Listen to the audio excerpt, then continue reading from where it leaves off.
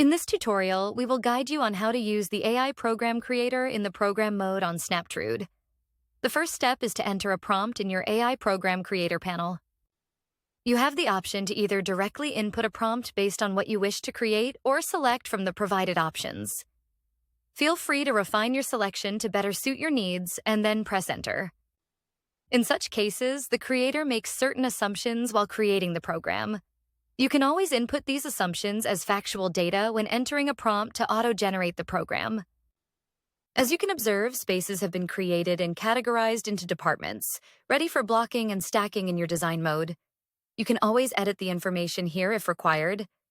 If you wish to modify any of this data, you can also reprompt and make changes.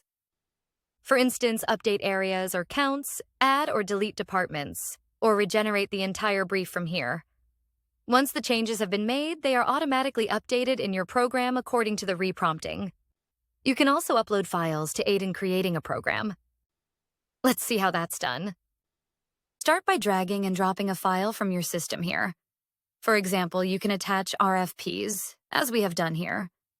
You can also enter a prompt along with your RFP to give more context to the creator. Hit enter and wait for the program to generate. You can even upload multiple files at once, such as your local guidelines, building codes, etc., along with the RFP, or even while prompting to give more data to the AI program creator to accurately generate the program. As you can see, the program is now being generated according to the uploaded RFP.